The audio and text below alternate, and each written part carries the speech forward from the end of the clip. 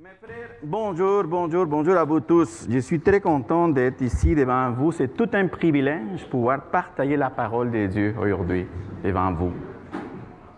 Est-ce que vous m'entendez bien? Oui? OK.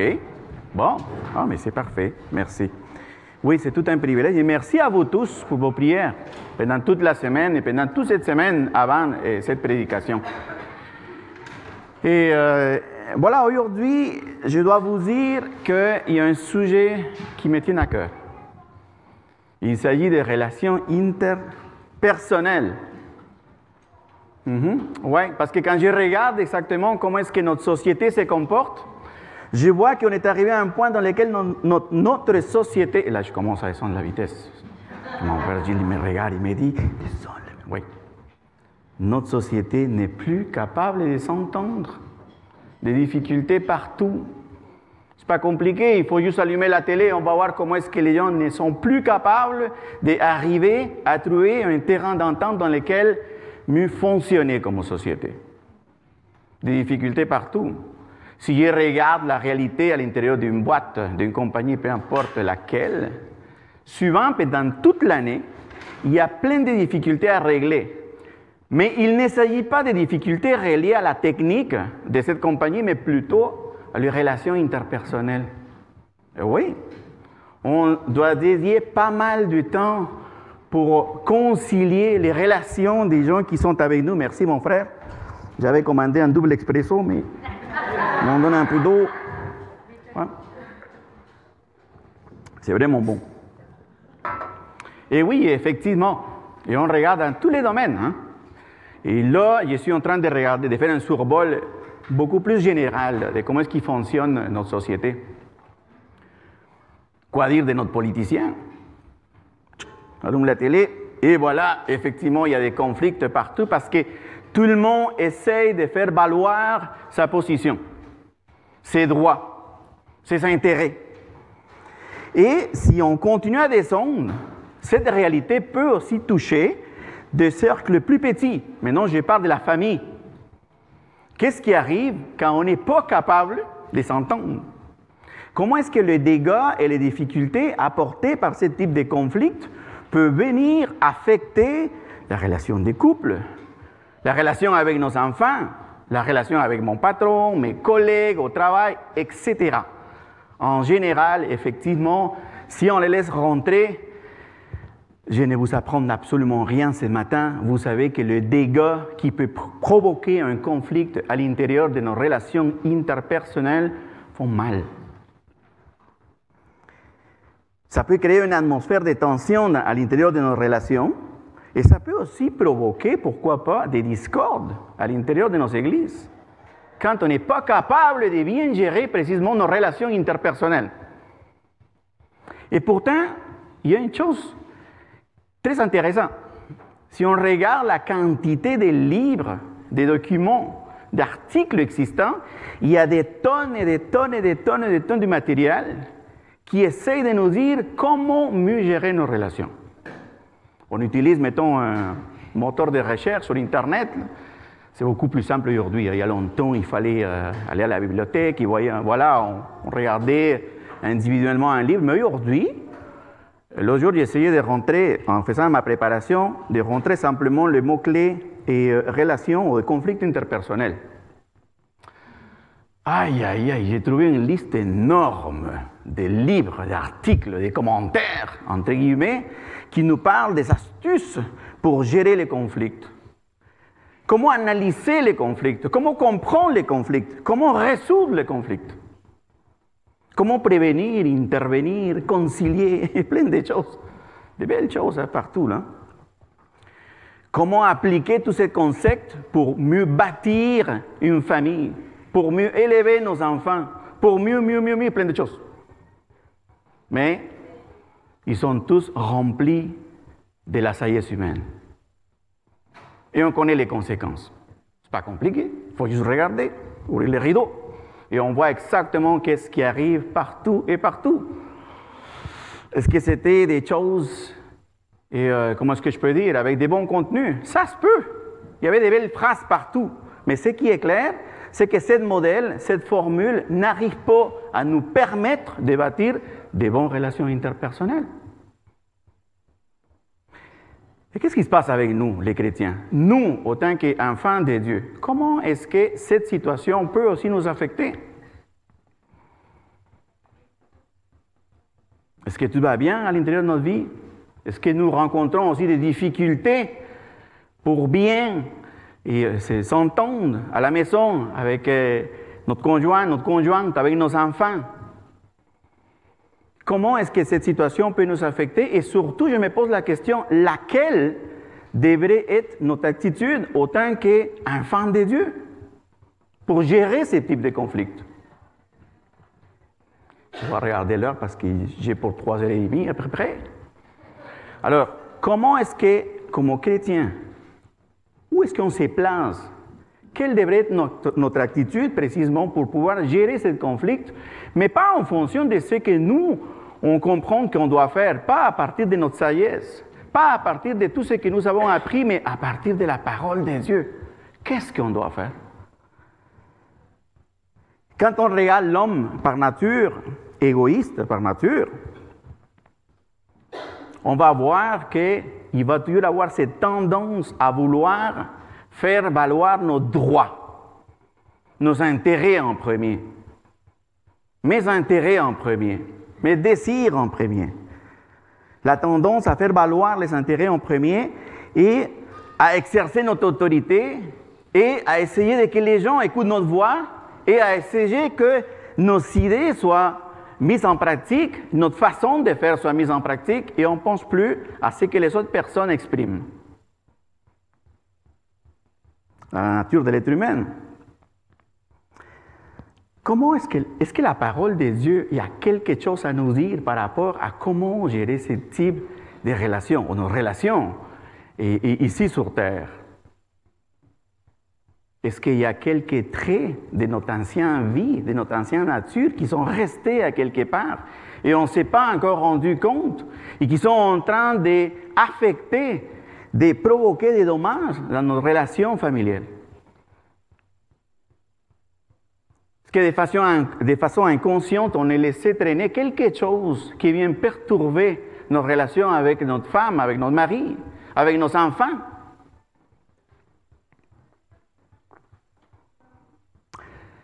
C'est pour ça que ce matin, je vous apporte ce message, parce que je pose la question, est-ce que la parole de Dieu peut nous éclairer à l'intérieur de tout ce qui sont nos relations interpersonnelles? Et j'ai choisi ce texte ce matin en Colossiens 3, 18, 25, 4, 1, parce que je trouve que oui, effectivement, il nous parle précisément de nos relations interpersonnelles, et des principes de la vie nouvelle, notre vie nouvelle, on va parler de ça tantôt, de notre vie nouvelle en Jésus-Christ, et de l'application dans la famille chrétienne. Et vous allez me permettre de dévoiler tout de suite le message central de ma prédication. Parce que j'aimerais bien que plus on avance, plus on va lire le texte, on puisse associer précisément cette vérité spirituelle centrale qui accompagne nos relations interpersonnelles, nos relations avec notre famille, dans notre couple, avec nos enfants. Et j'aimerais bien que si aujourd'hui il y a quelque chose, si on devrait garder une phrase, si on devrait garder un concept aujourd'hui quand on va sortir d'ici à 3h p.m., qu'on puisse dire oui, c'est ça le message central. Qu'il n'y a pas une formule magique. Qu'il n'y a pas une autre formule que le monde peut nous suggérer pour précisément bien gérer nos relations interpersonnelles. Que la seule clé, que la seule puissance que nous avons, c'est notre soumission à Jésus-Christ. Il n'y a pas une autre manière. Essayons pas de chercher. Il ne faut pas aller sur Google pour trouver tous les paquets de choses que j'ai trouvées. Je vous l'ai dit tout de suite, mes frères, mes sœurs. La seule clé, la seule puissance que nous avons précisément pour maintenir, pour bâtir des bonnes relations. Mais qu'est-ce que ça veut dire des bonnes relations? Des relations qui conviennent dans le Seigneur. Des relations qui honorent Dieu. La seule clé, c'est notre soumission à Jésus-Christ. OK? Je vais avoir besoin de 2 verres d'eau, je pense, aujourd'hui.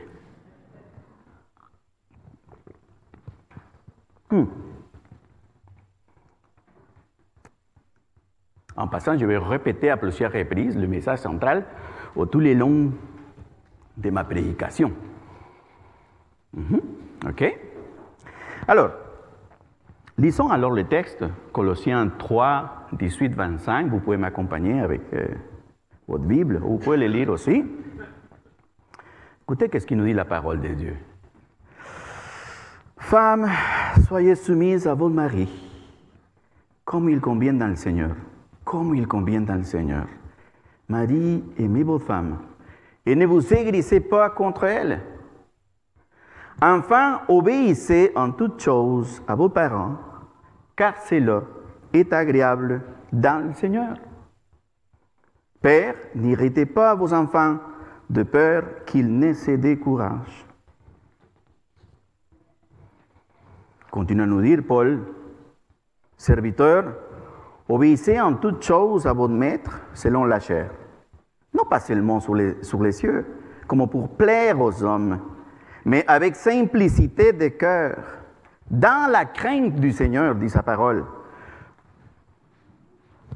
Tout ce que vous faites, dit Paul, faites-les de bon cœur, comme pour le Seigneur et non pour des hommes, sachant que vous recevrez du Seigneur l'héritage pour récompense, nous dit le verset 24.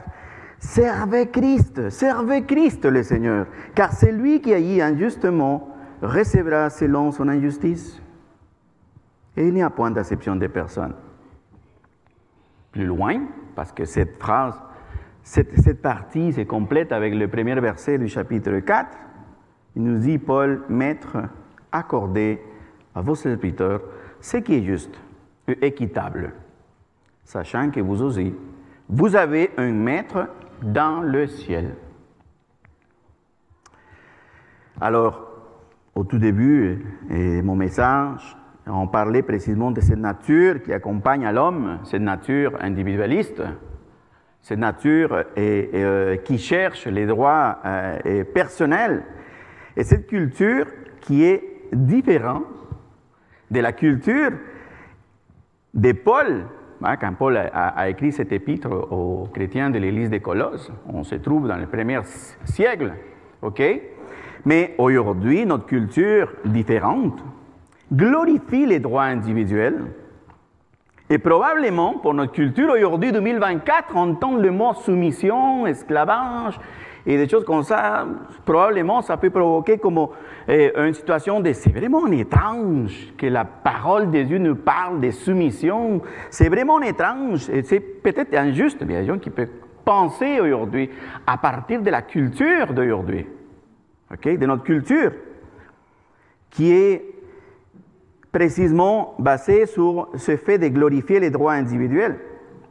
L'homme qui appartient à cette école de pensée de faire et laisser faire, probablement il va dire, oui, ok, soumission.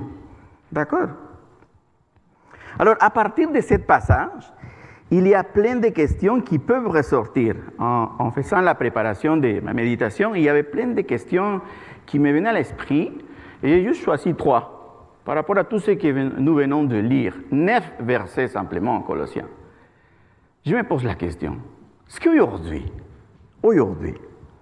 en l'année 2024, est-ce que le texte que nous venons de lire, est-ce qu'il contient des choses pertinentes pour une société comme la nôtre aujourd'hui en 2024 avec des normes sociales différentes? Est-ce que Paul était plutôt influencé par les caractéristiques de sa société dans le premier siècle? Ou est-ce que plutôt le 9 versets que nous venons de lire contiennent des vérités intemporelles de Dieu? Qu'est-ce que ça veut dire? Est-ce qu'ils sont applicables aujourd'hui?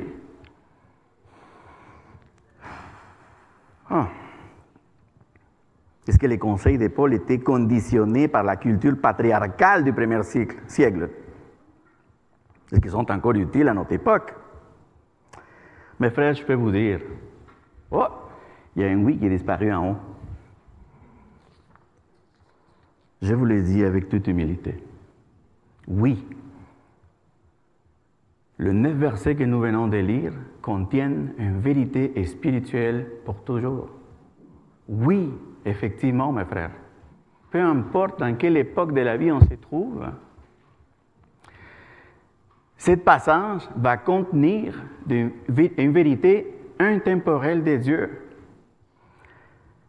Parce qu'effectivement, peu importe dans quelle époque on se trouve, la seule source, la seule façon d'entretenir et de bâtir des relations interpersonnelles qui honorent Dieu, c'est à travers notre soumission à Jésus-Christ. Alors, j'insiste, notre culture est imprégnée, est envivée de l'égocentrisme. On se pose toujours la question, qu'est-ce que ma famille me doit, qu'est-ce que la société me doit, qu'est-ce que l'État me doit, qu'est-ce que tout le monde me doit. C'est comme ça que l'homme pense. Mais Paul n'avait pas l'intention, de mettre la société à l'envers, mais il est plutôt concentré à expliquer aux chrétiens des Colosses comment notre nouvelle nature en Jésus-Christ vient transformer complètement notre motivation. Et ça, c'est une vérité qui est d'actualité et qui va être toujours d'actualité. Et si le Seigneur ne vient pas avant, en 2300, on sera encore avec la même vérité intemporelle de Dieu, de que seulement en Jésus-Christ, notre soumission en Jésus-Christ, nous allons trouver la façon de pouvoir bâtir des relations qui conviennent au Seigneur.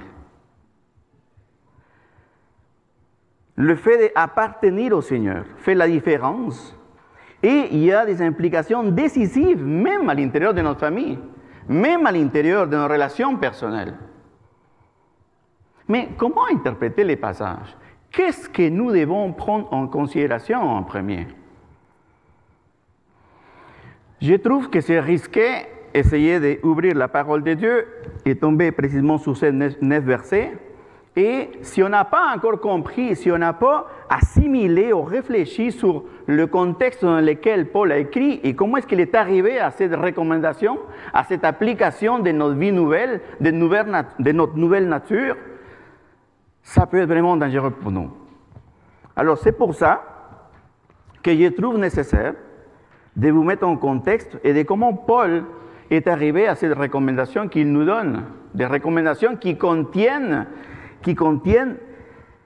de la sagesse de Dieu, des recommandations que nous ne pouvons pas rejeter ni ignorer, et des recommandations qui ne s'agit pas d'une invitation à retourner à l'époque patriarcale. Ce n'est pas ça du tout.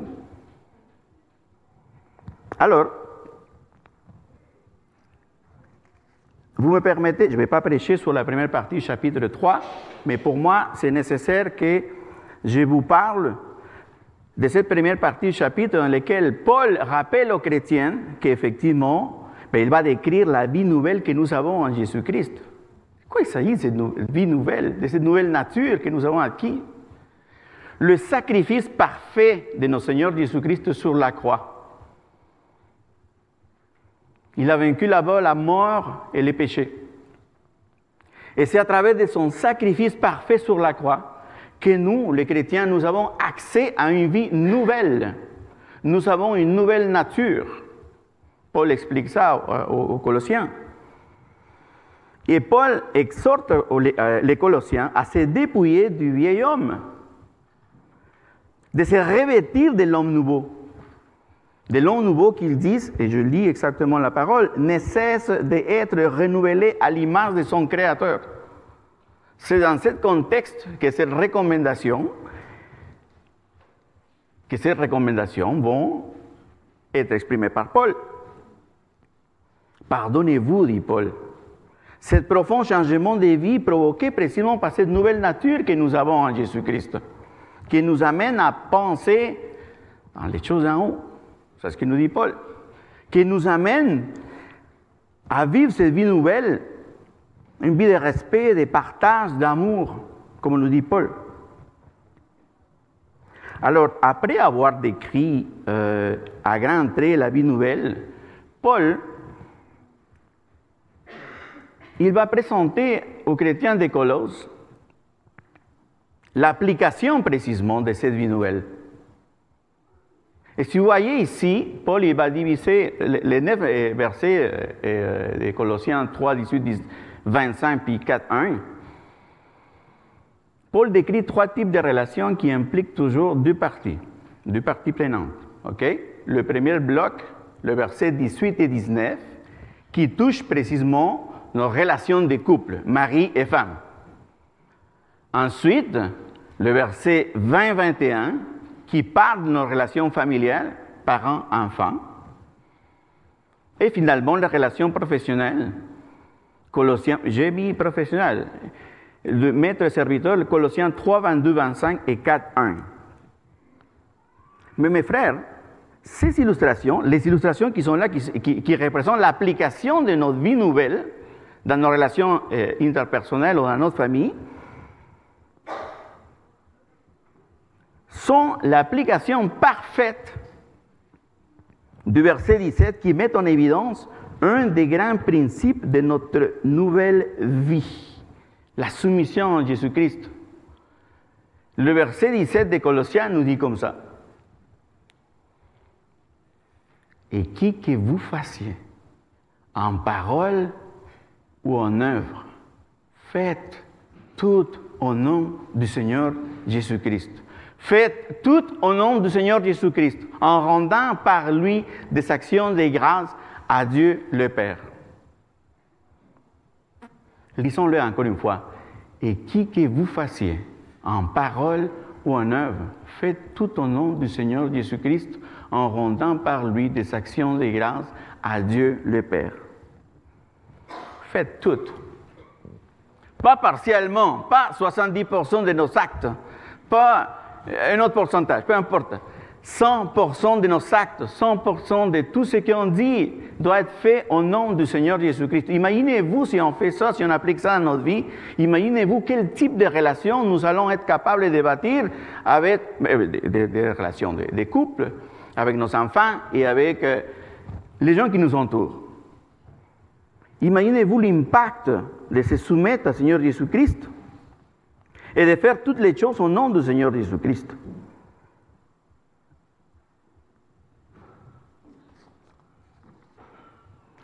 Notre soumission à Jésus-Christ implique que tous nos actes, tous les détails de notre vie doivent être sous le contrôle du Seigneur et que nous devons les faire en son nom et avec un esprit de reconnaissance.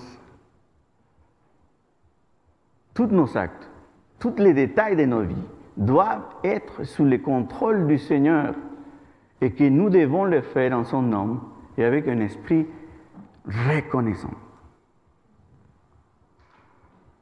Nous vivons sous le nom du Christ et nous sommes immergés dans sa mort et dans sa résurrection. Et c'est pourquoi dans tout ce que nous faisons, nous devons être conscients de son appel, de ses commandements, de ses promesses. Est-ce que ce que je fais convient au Seigneur? Est-ce que ce que je dis convient au Seigneur? Est-ce que la façon comme je gère mon comportement à l'intérieur de ma famille convient au Seigneur? Est-ce que la façon comme j'essaie d'éduquer mes enfants, est-ce que honore Dieu? Je vous répète, mes frères, la clé pour le bon fonctionnement de notre famille et de notre société commence sans doute par notre soumission à Jésus. Il n'y a pas une autre manière, il n'y a pas une autre formule. Simplement notre soumission à Jésus-Christ représente cette puissance qui nous permet de bâtir des relations solides et qui honorent Dieu. Et quand on regarde l'ensemble des versets, et là je ne prétends pas que vous lisiez, on a lu déjà tout ça, mais je voulais simplement faire cette petite remarque. Je vois que le Seigneur apparaît partout. Dans tous ces 9 versets que nous venons de lire, le mot Seigneur apparaît partout. Le 9 versets. Parce que c'est le Christ ressuscité qui est le seul Seigneur d'un foyer chrétien. C'est le Seigneur Jésus-Christ qui est le Seigneur d'un foyer chrétien. Parce que c'est le Seigneur qui a l'autorité. Parce que c'est de lui qui coule cette source de toute autorité. Parce qu'il convient que les devoirs que nous accomplissons se fassent comme en sa présence. Parce qu'il convient que tout ce que nous allons dire, que toutes nos paroles se fassent et soient faites précisément en considérant que le Seigneur est devant nous. Être chrétien et confesser que Christ est le Seigneur. Alors, au milieu de toutes nos relations personnelles, doit se trouver le Seigneur.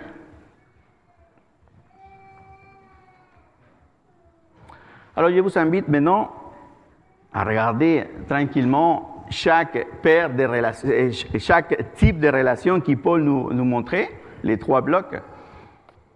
Les relations entre mari et femme.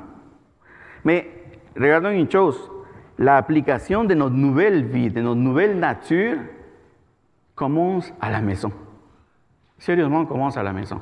Commence à la maison avec ces petits détails, avec ces expériences routinières, jour à jour. C'est là où on doit commencer à apprendre à maîtriser notre colère, notre langage. C'est là qu'il y a plein de petits détails qui se passent dans notre quotidien. Ce n'est pas un secret, hein? Tu n'as pas fait tes devoirs, tu es en retard, tu n'as pas fait les choses comme moi je voulais. Pourquoi tu as fait ci, pourquoi tu as cassé ça? On arrive du travail, plein de choses, de complications, et voilà, notre patience est aux limites. Et voilà, il y a quelque chose qui est arrivé ce jour-là, mais c'est sûr qu'on va exploser et on va commencer à faire ou dire plein de choses. Je regarde plusieurs dans la salle, tout le monde dit, c'est pas ça ce qui arrive chez moi. En tout cas, c'est ma réalité. Je dois reconnaître publiquement et je dois demander pardon à Dieu, à ma femme qui est là, à ma fille, précisément parce que parfois mes accès de colère m'amènent précisément à réagir comme ça. Des petits détails, des petites situations. On ne les voit pas, mais on essaie d'imposer nos droits, on essaie d'imposer la façon de faire, de notre façon de faire, parce qu'on pense que c'est la meilleure façon d'exécuter ou de faire les choses. On n'a plus patience. Et probablement, même les dimanches, en venant ici, on est fâché parce que oui, effectivement, les enfants, mais voilà, tu prends trop de temps, on va arriver en retard, et voilà, j'imagine plein de voitures avec une famille chrétienne qui vient à l'intérieur de la voiture avec plein de tensions, parce que malheureusement, il y a une discussion qui est partie même avant de venir ici à l'église. Je suis content parce que ça n'arrive pas ici dans l'église du Lac-Saint-Louis. Ça n'arrive pas ici. Je vous parle d'une autre réalité. Alors, appliquer cette nouvelle nature commence à la maison. Pratiquer les valeurs de tendresse, de bonté, d'humilité, de gentillesse, de patience. Encore une fois, je ne vous apprends absolument rien. Aujourd'hui, on court à tous les jours pour compléter, pour finir tous nos devoirs et toutes nos tâches et toutes nos responsabilités. Et oui, à l'intérieur de cette réalité, il y a des petites choses qui vont s'incorporer dans notre quotidien et qui peuvent venir faire mal, des dégâts dans notre vie de couple, dans nos relations avec nos enfants.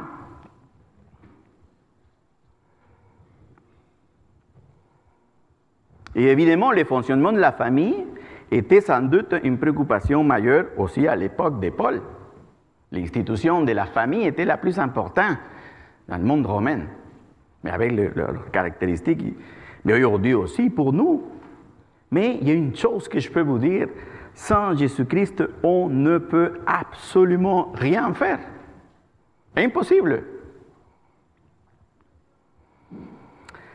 Alors, ces deux versets nous disent, femmes, soyez soumises à votre mari comme il convient dans le Seigneur.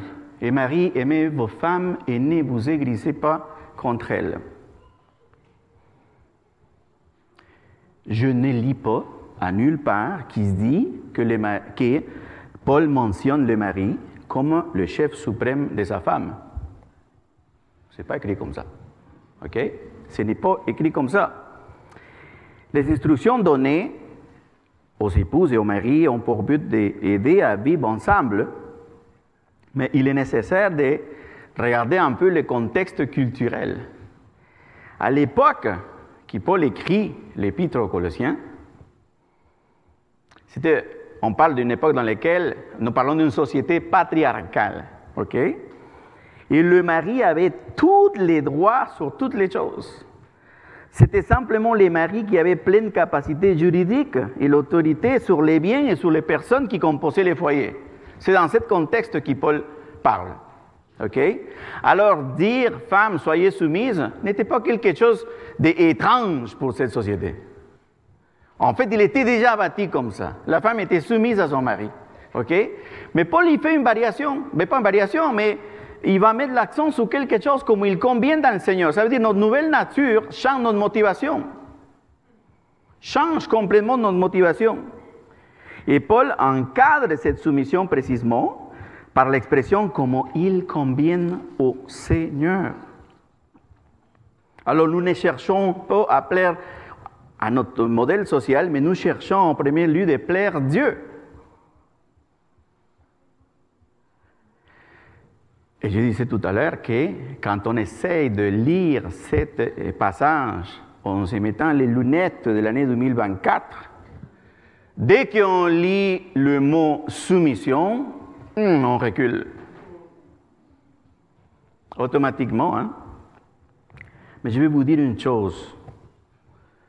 Le verbe « se soumettre » n'est pas un synonyme d'infériorité. Pas du tout. N'est pas un synonyme d'infériorité. Nous parlons plutôt d'un comportement humble et modeste qui place les autres au premier plan. Paul fait de la soumission de l'épouse un choix volontaire et non une loi universelle qui procure installer ou imposer la domination de l'homme. Attention, très important, soumission n'est pas un synonyme d'infériorité. N'est pas un synonyme d'infériorité. Notre soumission à Jésus-Christ rend possible de faire passer les autres en premier, de pratiquer le véritable amour qui refuse de nourrir l'amertume. Mais comment est-ce que je peux démontrer qu'effectivement soumission n'est pas un synonyme d'infériorité? Qui est notre modèle parfait? Le Seigneur Jésus-Christ est notre modèle parfait. Et le Seigneur Jésus est notre modèle parfait de soumission. Jésus ne faisait rien de lui-même, mais il accomplissait la volonté de son Père. Il est soumis à son Père, même s'il est Dieu lui-même. J'ai prêté cette phrase de notre pasteur, parce que j'ai trouvé que c'était parfaitement bien décrit. Le Seigneur Jésus-Christ est notre modèle parfait de soumission, mes frères, mes sœurs. Il est soumis à son Père même s'il est Dieu lui-même. Alors, loin de penser que les mots soumission représentent un synonyme d'infériorité.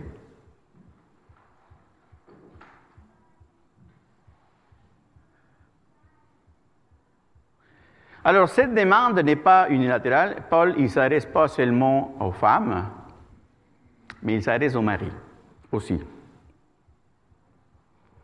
Et il va lui demander quelque chose qui est exigeant pour cette époque-là. Aimer vos femmes.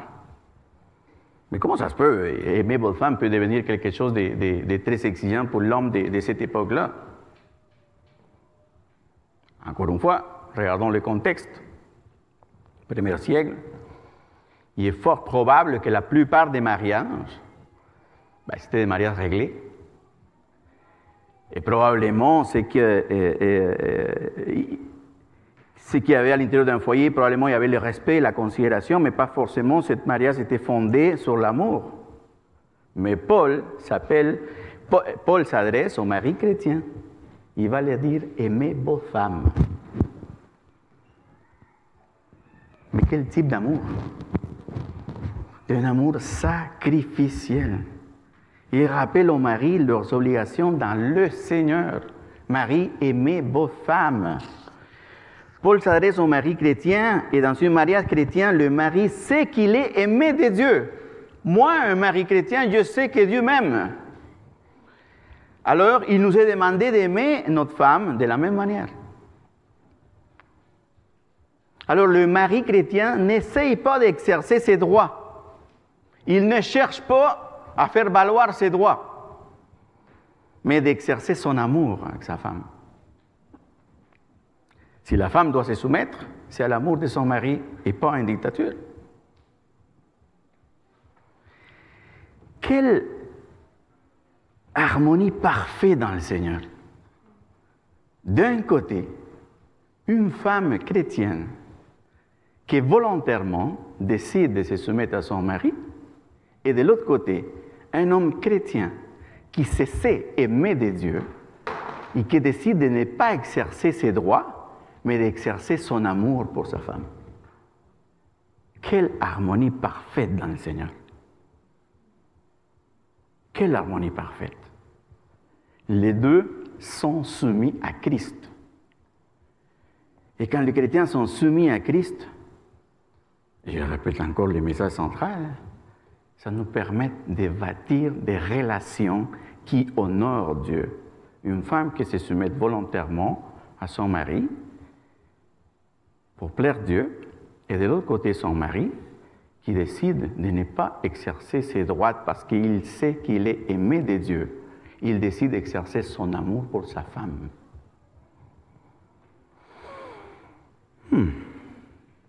Mais le mari chrétien doit aller plus loin, encore plus loin. Et aujourd'hui, je le dis, dans la fête des pères. Plus loin, encore plus loin. Il dit, et ne vous aigrissez pas contre elle. Ça veut dire qu'aucune situation ne peut annuler notre obligation d'aimer notre femme, d'aimer notre femme. Pourquoi? Qu'est-ce qui se passe? À chaque fois, mettons s'il y a quelque chose qui arrive et que... Pensons un peu à notre rébellion de temps en temps. Quand on ne fait pas quelque chose que Dieu aime, et voilà, on reçoit un message de texte de la part de nos seigneurs qui nous disent « Mais non, je t'aime moins, hein. Je t'aime 95% parce que tu as fait ça cette semaine. » Dieu nous aime de façon fidèle, inconditionnelle. Alors les maris sont appelés. Les maris doivent imiter l'amour sacrificiel de Jésus-Christ. Nous sommes appelés à aimer notre femme comme le Seigneur aime son Église. Encore une fois, j'insiste sur cette beauté de cette harmonie extraordinaire qui se trouve dans le Seigneur. Voilà ce qui peut provoquer la soumission à Jésus-Christ. Nous sommes appelés, mes frères, comme un beau cadeau de fête des pères, je vous dis, nous sommes appelés à aimer notre femme comme le Seigneur, Jésus-Christ, aime son Église.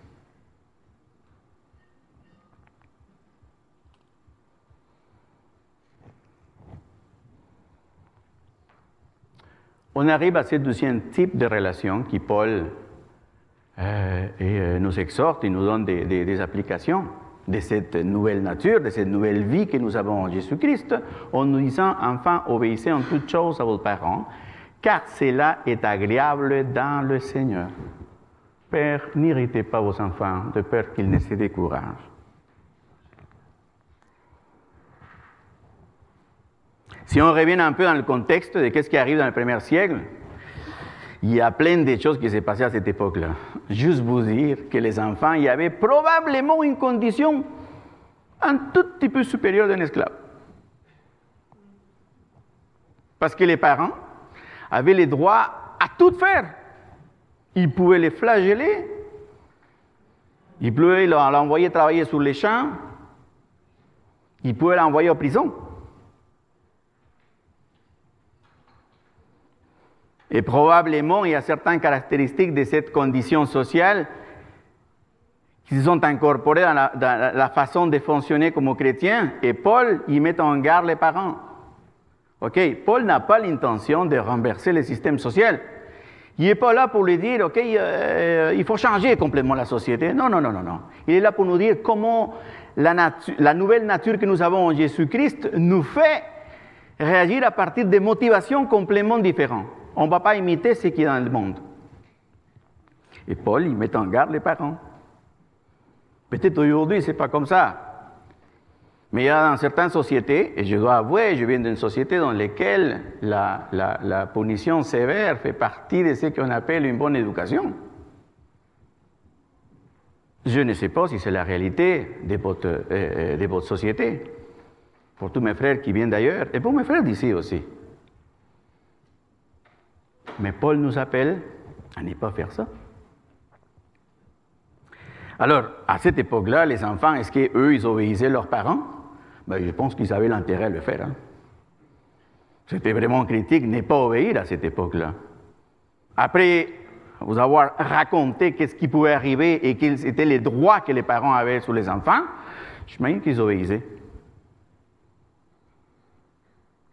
Mais il y a un changement. Il y a une nouvelle motivation. Je ne le fais pas à cause de la peur, mais je le fais, j'obéis mes parents à cause de que cela est agréable dans le Seigneur. Notre nature change encore notre motivation.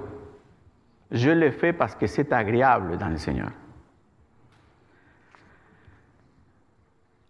Alors, mais les commandements supposent également que les parents ont à cœur l'intérêt de leurs enfants.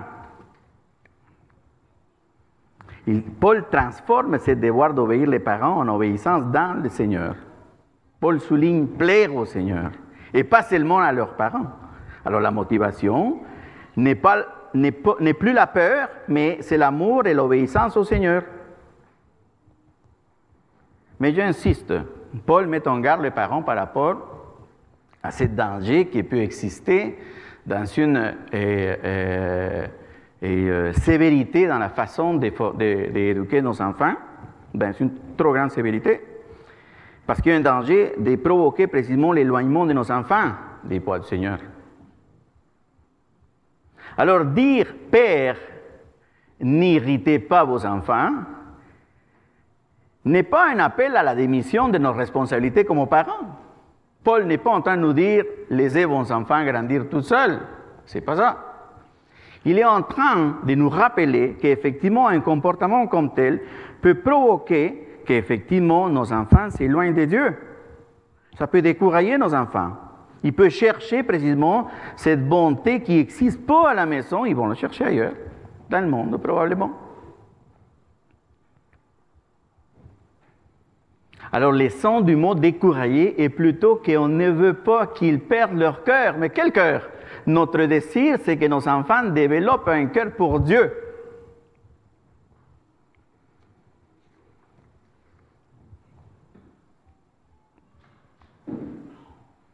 Alors, autant que chrétiens, nous sommes appelés à aimer nos enfants d'un amour inconditionnel. C'est lui qui nous vient de Dieu. Comme Dieu nous aime. Encore une fois, notre modèle suprême, le Seigneur Jésus-Christ. Le modèle suprême, notre bon Dieu, lui, il nous aime de façon inconditionnelle. Alors, Paul nous appelle à ça, à un amour inconditionnel pour nos enfants. Mais je ne veux pas que nous sortions d'ici découragés parce que oui, c'est difficile, c'est compliqué. J'imagine que pendant que je parle, on passe à travers plein de situations que nous avons pu vivre à la maison. Mais on n'est pas tout seul, mes frères. On a sa grâce qui nous accompagne. Son sacrifice parfait sur la croix nous enlève tout sentiment de culpabilité et de la peur. Nous avons besoin de nous confier dans le Seigneur Jésus-Christ pour bien éduquer nos enfants. Ce sont des temps difficiles, vraiment difficiles, compliqués. Mais il y a la société, il y a toutes sortes d'informations qui circulent partout et qui rendent probablement beaucoup plus difficile d'éduquer nos enfants dans nos jours. Mais nous avons sa grâce manifestée en Jésus-Christ. Si en ce moment nous pensons à notre faiblesse comme parents, c'est le temps d'amener notre faiblesse devant la croix de Jésus-Christ. C'est en lui que nous devons nous confier. Ma femme lisait il y a 2 semaines un livre, je l'ai pris rapidement, et il y a une dame qui disait, peut-être je ne suis pas une femme parfaite, mais je suis une femme qui prie pour ses enfants.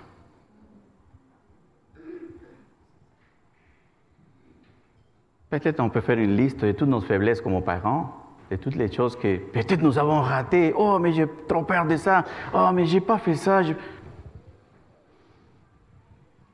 Sa grâce est avec nous. Le Seigneur continue à travailler dans notre vie. Le Seigneur, le Tout-Puissant, notre Seigneur, le Créateur, est capable de rentrer dans notre vie et la vie de nos enfants. Il faut juste prier. Il faut juste se confier entre les mains de notre Seigneur Jésus-Christ. C'est vraiment compliqué. Je ne prétends pas venir devant vous aujourd'hui et me présenter comme un expert en affaires de famille. Loin de ça. Je prêche pour moi aussi, aujourd'hui. Mais amenons devant la croix de Jésus-Christ notre faiblesse quand il s'agit de l'éducation de nos enfants. Mais encore une fois, rappelons-nous de ce qui est notre message central, notre soumission à Jésus-Christ. Et Mario, tu l'as répété il y a 100 fois. Oui, j'avais dit ça au tout début, non? Oui, je vais le répéter. Notre soumission à Christ, notre soumission à Jésus, c'est la clé. C'est la puissance pour bâtir de bonnes relations avec nos enfants aussi.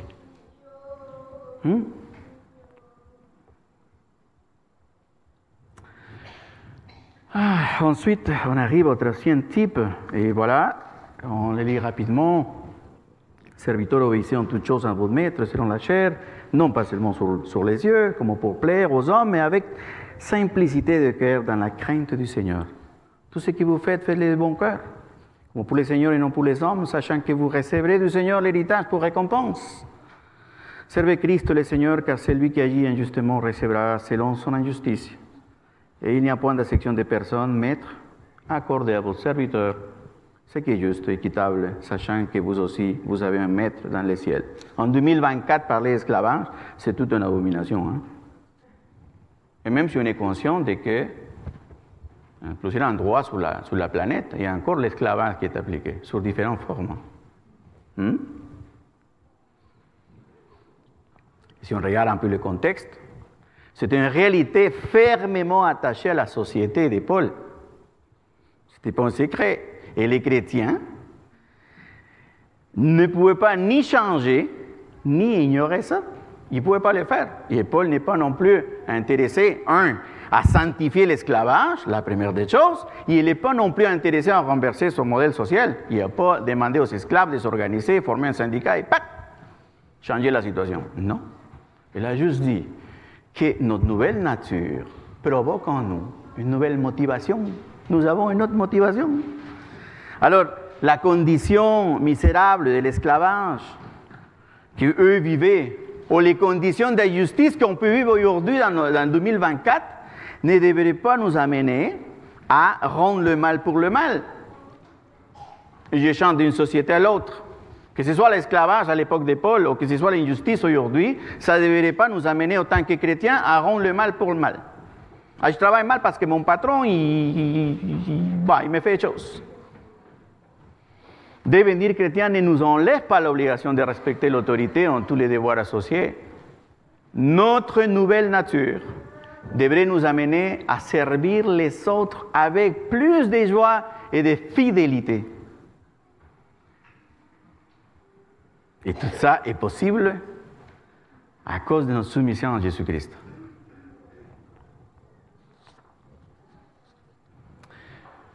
Pour la première partie du verset, Paul parle de ne pas accomplir les choses de manière superficielle, pour l'œil du patron. Ça veut dire, je fais les choses parce que ma motivation, c'est que mon patron me voit qu'il est un peu... ok, parfait, quand il va passer de ce côté, je vais le faire, et voilà, il va penser que je suis une bonne personne, je suis un bon employé. Ce n'est pas ça notre motivation. La crainte ne doit pas être fixée sur notre patron, mais la crainte de Dieu doit nous gouverner et non l'œil de notre maître. Je le fais parce que je veux plaire Dieu, parce qu'il me dit dans sa parole qu'effectivement, de simplicité de tout cœur dans la crainte du Seigneur, tout ce que vous faites, faites-le de bon cœur, comme pour les seigneurs et non pour les hommes. Nous sommes appelés à travailler par Dieu avant de travailler pour nous-mêmes, pour un patron, pour l'argent, pour un statut social, mes frères. Quoi que nous fassions, on va le faire de toute notre âme comme pour le Seigneur.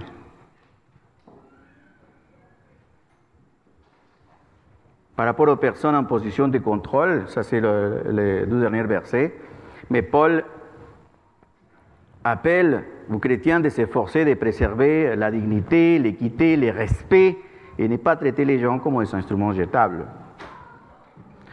Si nous travaillons pour Dieu, nous chercherons à lui rendre gloire par notre façon de travailler.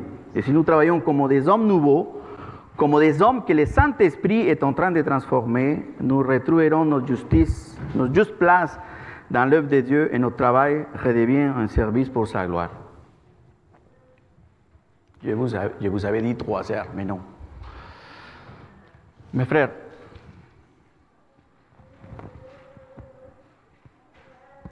je vais finaliser en répétant cette vérité intemporelle, cette vérité extraordinaire, cette vérité spirituelle que nous avons, que notre soumission en Jésus-Christ nous permet de bâtir de bonnes relations interpersonnelles, des relations qui honorent Dieu. Que sa grâce infinie nous accompagne, que notre faiblesse soit présentée devant sa croix, que nous soyons des artisans de paix là où est-ce qu'on se trouve, dans notre foyer, à notre travail, dans notre quartier, avec nos voisins, avec tout le monde, qu'on puisse être des bons artisans de paix. Que notre motivation soit toujours de plaire Dieu. Que nos actes, que notre parole soient toujours faites au nom du Seigneur Jésus-Christ. Et qu'on puisse vivre de façon pleine et absolue notre nouvelle nature en Jésus-Christ.